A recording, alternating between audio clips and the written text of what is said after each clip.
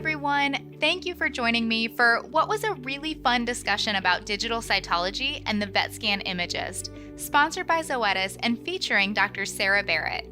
Fun fact I learned from Dr. Barrett, which really helped drive home the point that pathologists supporting the Vetscan IMAGYST can help with all types of cases.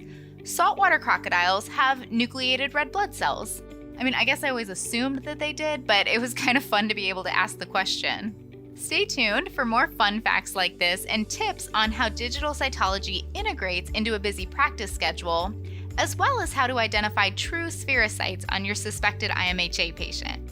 Dr. Barrett is a native of Southwest Virginia and completed her bachelor's in biology from Virginia Tech in 1999 and her DVM at Virginia Maryland College of Veterinary Medicine in 2005. She practiced emergency medicine and critical care, followed by small animal day practice in Houston and Central Texas, before returning to Virginia Tech for a clinical pathology residency. She was board certified in 2014 and completed a PhD in autoimmune glomerulonephritis in 2015. She spent the next 5 years as a clinical assistant professor with a joint appointment at Virginia Maryland College of Veterinary Medicine and Virginia Tech Carilion School of Medicine before joining Zoetis in 2021 as director of digital cytopathology. When not in the office, she spends time with her family, wrangling many animals and working on her lavender farm, which sounds just lovely and relaxing and explains why she was so lovely to talk to. Let's go ahead and get into our episode. Well, for this episode, I am joined by Dr. Sarah Barrett, and we got to meet a little bit before we turned the microphones on. And Dr. Barrett, you are just a delight to talk to. So I'm so excited to bring your voice and your information to the podcast. Thank you for joining me. Oh, thank you so much. I'm so excited to be here. Thanks for giving me the opportunity. Yes, absolutely. And we're talking about the Vetscan IMAGYST, which I will be honest, when I first got this topic, I was like, didn't we do that? Like, it's a fecal analyzer. I feel like we might know this. And it turns out that's how I became familiar with it, but it's really come a long way in a short time. So tell us more about the Vetscan IMAGYST. Yeah, exactly. So the fecal AI application was always the first step. And so we're doing a lot of fun things. So it is a multi-use platform. So it can do the AI fecal, but it's really a scanner that has a bunch of different background applications that can be used. So anything that can go on that scanner can get sent to the cloud and be evaluated by either an AI algorithm or by a pathologist, or if it's for that fecal, it can go to a parasitologist. So we have a number of different directions that scan can go. So we've got the AI fecal. The next thing to launch was my service, which is a digital cytology service. And so this is where if you have, a lump or a bump on that dog who comes in, you can aspirate it, you can put it on a slide, stain it, and then scan it up to our platform. And then we've got just fantastic pathologists. I'm a little bit biased. They're great, who can then read that scan with a 2-hour turnaround time and give you an answer. So we also have the AI blood smear application. This was the third application to launch. So this is where, ideally now, Dr. Fleming, how often do you look at a slide of a blood smear when you do a CBC? And I did used to practice, so it's okay. 100% of the time. What are you talking about? You are doing better than I did when I was in practice. I'm lying through my teeth. I do not check one every time as much as I would love to think I do. Well, so when I was in practice, you don't have, there isn't time. I mean, as much as we all know we're supposed to do that, there isn't the time. And, when I was in practice, I also didn't know what I was looking at. That's a little secret. I was not good at ClinPath until I did a residency in it. So, and, I'm still, yes. I'm always learning, but main point being, you often don't know what you're looking at. And I remember kind of just being really, whenever my veterinary nurse would come and say, Dr. Barrett, could you come take a look at this slide? I'd be like, oh no, I don't know what I'm going to see. I know, like it's okay. So I will, share a secret here as well that especially the fecals, because I just don't look at them very often. And so can you take a look at what's on this fecal? And I'm like, I can, Exactly. I don't know. Exactly. And so when you get into red cell changes, it can get like, for me, that would always be kind of angsty because I did not know what I was looking at. But for the AI blood smear, this is really, it's a great screening tool. So you do your CBC, and then you make your blood smear, and you put it on the scanner, and then there's an AI algorithm that will go through and do a leukocyte differential, look for platelet clumps, things like that. So, and these aren't morphologic changes. It's a confirmation of your CBC. But what's really interesting about it is that if there's a mismatch and the AI gives you a different number than the CBC, that's often a clue that there is a pathologic process going on. And so you could then hit a button to submit that for an add-on expert review. And that comes to our team of pathologists. So that's the AI blood smear. So the pathologist then can do a morphologic review once they get it on the back end. So, as a screening tool, then we find that, you're now screening the patients that you think are normal, and then you can actually catch things that are abnormal before you even know that there's a problem. You are speaking my language there, because when you were like, well, if there's a mismatch, then that's a clue there's pathologic changes. I was like, yeah, but then what do I do? Like, I don't know if I can find those pathologic changes. And you said, no, you can send them to a pathologist. And Exactly. that's You hit a button. perfect. Yeah. Yeah. I wish it had been available when I was in practice for real. So let's see, some limitations of it. It is digital, so we can't focus up and down the way you can on a microscope. So not all sample types. So I said anything you can put on a slide. So not quite anything, really close to anything, but like skin scrapes don't do well on it because those are really thick preparations. The scanner doesn't, you can't get all of the layers. So that's something where it's just a little bit too thick for us to be able to give you any good information. But anything else, so fluids, including CSF, if your hospital can handle the preparation, anything you can prepare other than a skin scrape is going to work on the scanner. They do need to be stained. That's one little thing people don't think about. It's a different workflow from if you're sending a slide into a reference lab. So whatever you have in-house, like a diff quick or a dip stain, any of those quick Romanowski stains are appropriate for cytologic evaluation. And I would imagine, just in general, despite the fact that you would have to take the time to stain these slides, ultimately you're probably ending up saving time in that workflow, because then we can kind of pass the slides off to you guys and have ourselves, our technical staff, everybody working on other things. Yeah, exactly. So, what I love about this is it recapitulates the experience of being in a teaching hospital where you have a clinical pathologist down the hall. So it's, the idea is to give you that same kind of ability to connect with the pathologist, but also the turnaround time. So, we say less than 2 hours, but on average, our turnaround is about 30 minutes for the US. So, and not always, but it's within 2 hours. So yeah, you hit the nail on the head. So the idea is you can do your aspirate in the room, hand off the slide to your nurse, who can then stain it, put it on the scanner, and then go walk back into the next room and start doing the TPR for that patient. So exactly, it kind of takes that burden off of a nurse who's going to sit there trying to stare at a blood smear, for example, or reading a fecal, or you having to try to look at a cytology where maybe it's something simple, or maybe it's not. Cytology it's hard.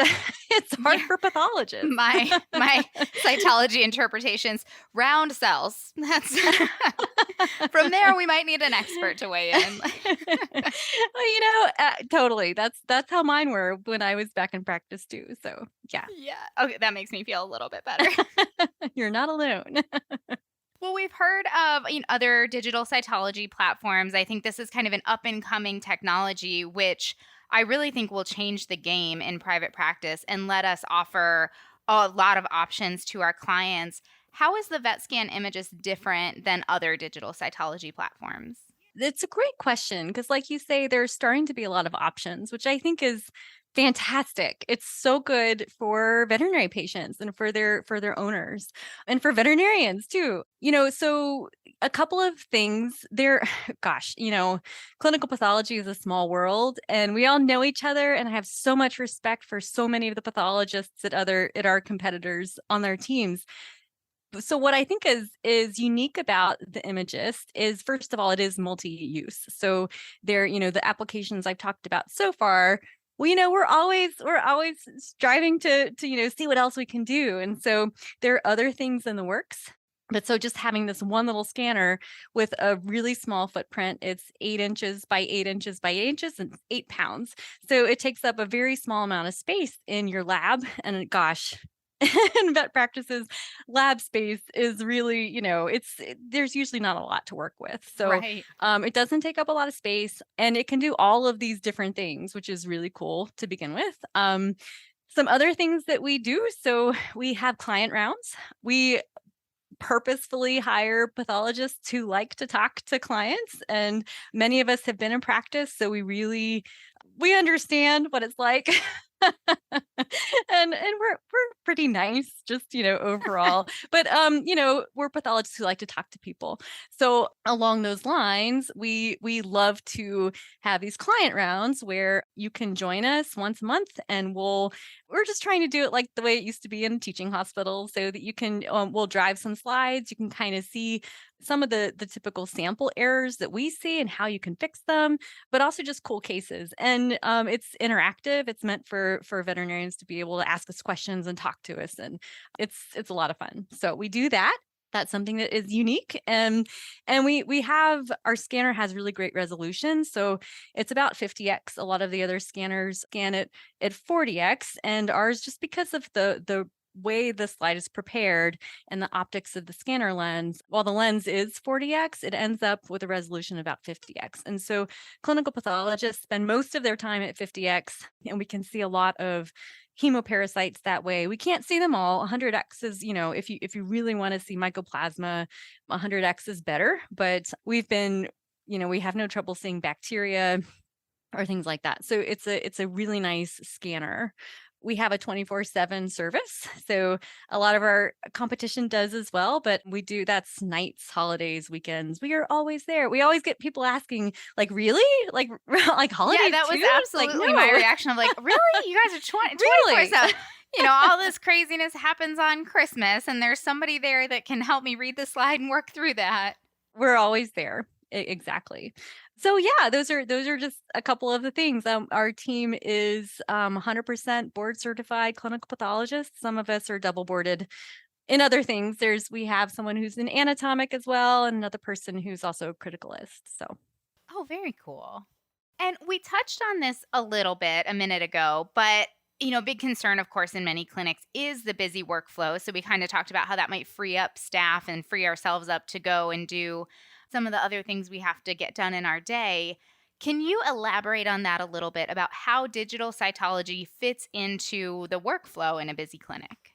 yeah, absolutely. Okay, so let's say you are doing a surgery and you find your surgery for something else completely. Maybe you're spaying an older dog, and you notice that there's a nodule on the liver, and you're like, "Ooh, what is that?" Well, so you can aspirate that, hand it off, and you can have an answer back before you're finished closing up the dog. Maybe before you've started closing up the dog.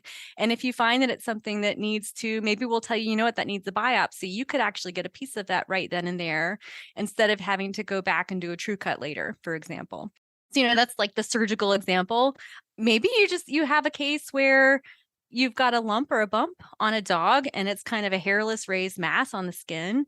And so you're like, okay, well, I can just cut it off. I can send it off, but maybe the owner doesn't want to do that because it's on the elbow and they're going off for vacation the next week, and they don't want to deal with the dog looking at the surgical wound, and it's going to be a hassle. So you're like, well, how are you going to manage that patient right then before the patient leaves? So you can do your aspirate, and ideally before the patient has left. Maybe you've got other things to work up with this patient. Maybe you're doing a CBC chem and an AI blood smear, maybe. But so, while you've got your chemistry cooking, you can go ahead and scan that mass, the FNA of that, and then have back the answer that it's a histiocytoma. And then you can say, you know what, we don't have to do anything. Good news. Or maybe it's a mast cell tumor. And then you can go ahead and schedule a complete surgical excision. It's really meant to speed up the results of digital cytology. You're not having to do much more than you would with a cytology anyway, besides staining it and then scanning it. But you're getting your results back faster. Absolutely. And I think I had an example of this come up in when I was in the clinic yesterday where I had a dog. We were doing an annual exam, but we had to talk about Cushing's disease, and there was a lot of discussion around that. So towards the end of the exam, we found these two new lumps, and they, nothing crazy, but we're like, oh, we've not found these before, so we should really check them. But of course, this is to the end of the appointment. Now it's, typical busy clinic. We've worked in several at this point, and I've got a bunch I've got to catch up to. So ultimately, we decided, hey, you're coming back soon for X, Y, and Z. We'll check them, when you come back, since that's not going to be very long from now. And I feel like having that opportunity to scan these slides, it would have made that conversation a lot easier to say, let me just take the samples real quick. And then I didn't have to also add in, like, okay, well, if I take the samples now, then I still have to find time to read them. And I've got all these appointments backed up that I've still got to go see. And to know that I'd still get those results back without taking a huge chunk of time out of my day. Yeah, exactly. Exactly. And if you're able to have that conversation at the beginning of the appointment, then it's even more feasible. You're not going to have that follow-up call later, because then hopefully you can get that patient an answer before they leave. And Right. Yeah, that makes yeah, sense. so that should save you time in the I long think run, so. hopefully. Yeah, because then we would have our answer and be wrapped up and be making, in the plan making stages, and not in the, okay, you're going to come back soon and we're just getting started at that point. Exactly. Yeah. Yeah, that makes a lot of sense. So you've mentioned your excellent team of pathologists, and if they're anything like you, I have lots of faith in both their clinical abilities and pleasant demeanor talking to people. But you've also mentioned the AI algorithm. So, how are these samples in general being read? Is it primarily AI, primarily pathologist? Does it depend on the sample? I love this question because recently I did get some feedback from a client who thought that we were robots. So I am here to tell you we are actual humans. We are real. And yeah, so it's exactly, this can be confusing because it's this one scanner and which way is it going? So for fecal, that is AI, that is an algorithm. For AI blood smear, that is also AI. So we always make sure that there's an AI in front of it if it is a non-human, a So we robot. know, It's not is really it a the robot. robot Yeah. or is it the The human? robot or the human. Now, anything that you submit as a cytology comes to a boarded clinical pathologist on my team. Anything that you submit from that AI blood smear for an add-on expert review goes to that same team of boarded clinical pathologists. For our AI fecal, if you have a question about that, that goes to a board certified parasitologist. So we always have expert level backup for any of our AI indications. So we can go back if we do have, say, like an AI blood smear. I think you mentioned this earlier, and we have questions about what we get back on that AI, then it's submit it for expert review, and then it'll go to a human. Exactly, exactly. And when you do that, particularly with the blood smear, it's really helpful if you can send us anything you have. If you have a CBC, if you have chemistry, we want to see the whole thing. If you have a UA, that's awesome. Sometimes people send us pictures of things and x-rays, which is great. None of us remember how to read them, but we would love to, the more the better. So, yeah. Very cool. Very cool. Can you give us some examples of cases that you feel like have benefited from digital cytology?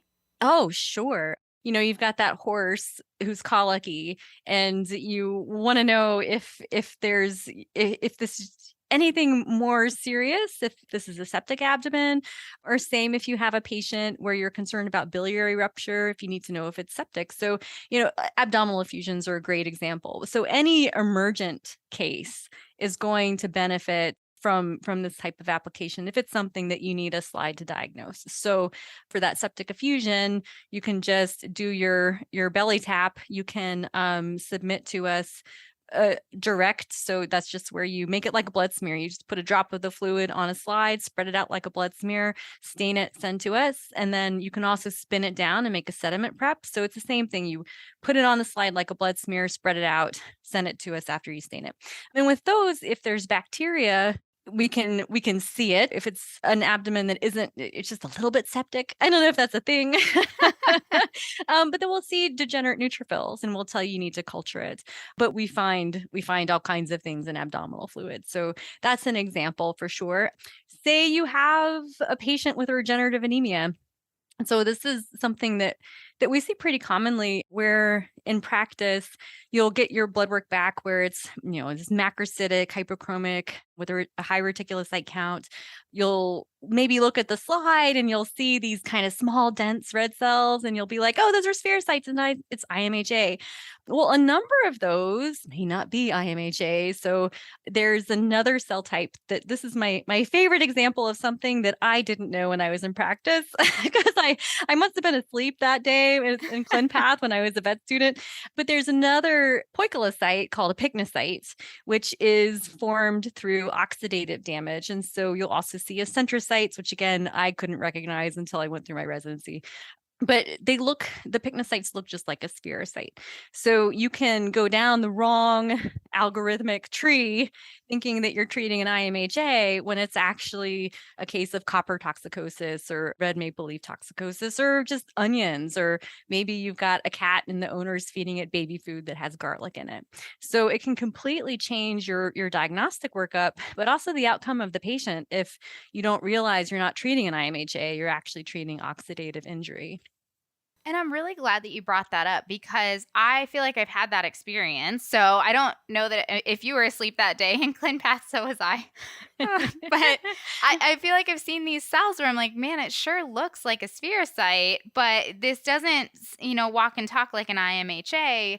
But then you don't want to not treat it like an IMHA. So you're just kind of between a rock and a hard place of like, what do I do here? And I would imagine if it's like an oxidative damage and you treat like an IMHA, that probably bad things would happen. Probably Yeah. bad things. I love that you said that, because you bring up my favorite ClinPath secret, which is that you never ever. So were you evaluating these cells in the monolayer? Of course.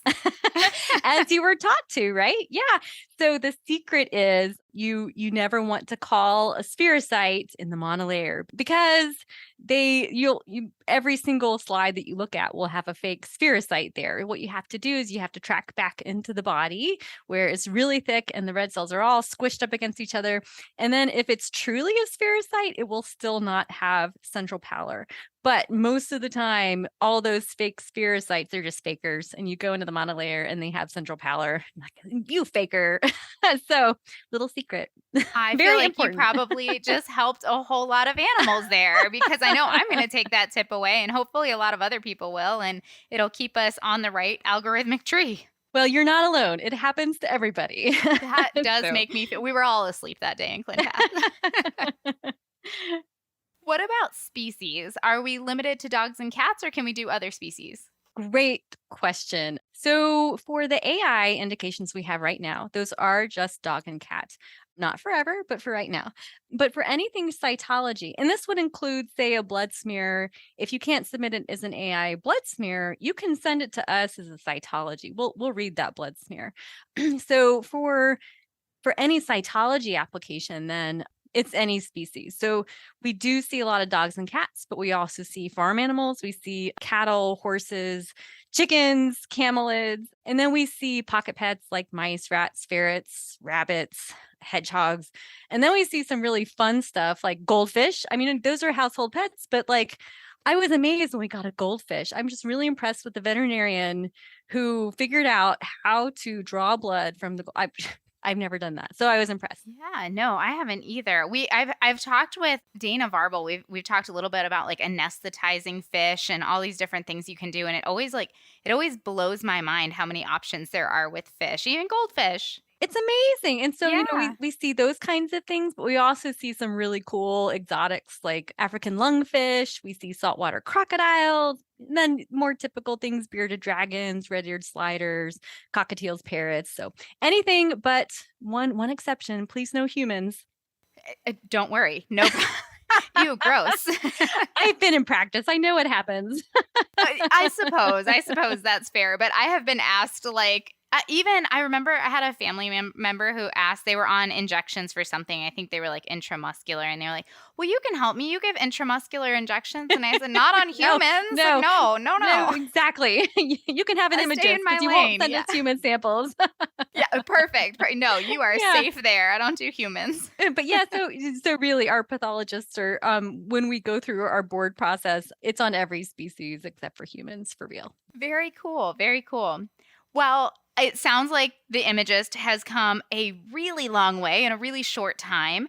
And you've kind of alluded to this through our talk that there may be more in the pipeline. What do you foresee for the future of the Imagist? Exciting things. So I can't talk about them all. I will say equine fecal is coming. So AI fecal for equine. So we're adding a species there. But yeah, so I would just say if there's anything you're thinking about in your head and saying, boy, wouldn't it be great if they could do blank? We're probably thinking about it, and we might even have it in the pipeline. So stay tuned. Exciting things to come. Very cool. Well, I mean, if you guys have moved at like light speed getting all of this, like I said, when I first got the topic, I was like, isn't this just a fecal scanner? And then to find out it did all these other things in such a short time, clearly you guys have a lot of ideas and a lot of ability to develop these. So I can't wait to see what it holds in the future. Oh well. I look forward to talking to you again when all of these things launch. But no, Yes. I'm excited to hear that, and we have a lot of fun. Absolutely. Well, Dr. Barrett, this has been a fantastic talk. I feel like I've learned so much, and I'm so excited to learn more about the Imagist and see what's in the pipeline and all of these other things. So thank you so much for joining me. Thank you so much for having me. It was really fun to talk to you. All right, guys, I hope you enjoyed that episode and learned a little bit more about clinical pathology and how digital cytology can fit into a busy practice schedule. I want to say a big thank you to Dr. Barrett for joining me, and thank you to Zoetis for sponsoring this episode. For more episodes like this, click on the Education tab on the Vetfolio website. As always, we'd love to hear your input on this talk, as well as ideas for topics you'd like to hear from us in the future. Feel free to reach out to me at dvm@vetfolio.com. You can also visit my Facebook page at Dr. Cassie DVM, and you can find me on LinkedIn. And remember, if one animal is better off because of you today, it's a great day.